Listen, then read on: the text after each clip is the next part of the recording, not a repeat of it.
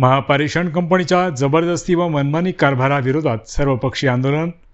शेतकऱ्यांना प्रथम मोबदला द्या, मग काम करा, शेतकरी व आंदोलकांची मागणी.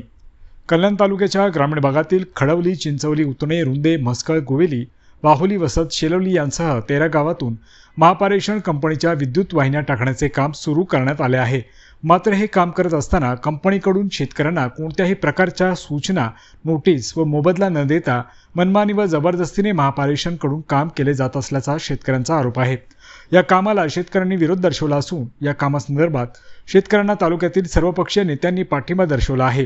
विविध पक्षांचे नेते, कार्यकर्ते बाहुली येथील शेतकऱ्यांच्या आंदोलनात सहभागी झाले. शेतकऱ्यांना न्याय मिळवून देण्यासाठी आम्ही सदैव त्यांच्या पाठीशी उभे राहू. आधी शेतकऱ्यांना त्यांच्या जागेचा मोबदला द्या, मगच काम करा, अशा प्रकारचा इशारा उद्धव बाळासाहेब ठाकरे शिवसेना गटाचे जिल्हाप्रमुख अल्पेश भोईर यांनी दिला आहे. यावेळी तालुक्यातील शेकडो बाधित शेतकरी व विविध पक्षांचे कार्यकर्ते उपस्थित होते. यावेळी महापारेषण कंपनीच्या अधिकाऱ्यांनी शेतकऱ्यांच्या विविध मागण्यांचं पत्र देण्यात आलं.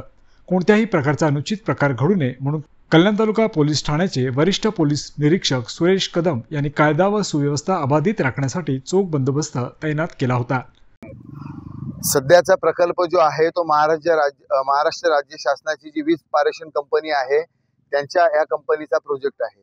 सदर प्रोजेक्ट हा शासनाचा असल्यामुळे याच्यामध्ये बाधित होणारा जो शेतकरी आहे, प्रकल्पामध्ये हा प्रकल्प करत असताना त्या बाधित शेतकऱ्याला याच्यामध्ये केंद्रित करणं गरजेचं आहे. प्रकल्प करत असताना जमिनीचा सर्वे झाला पाहिजे. कृषी अधिकारी असतील, बांधकाम विभागाचे अधिकारी असतील, महसूल विभागाचे अधिकारी असतील, पारेषणचे अधिकारी असतील, यांच्या वतीने सर्वे झाला पाहिजे. आधी दाम दिलं पाहिजे आणि मग शासनाने शेतकऱ्यांच्या जमिनीवर येऊन काम केलं पाहिजे.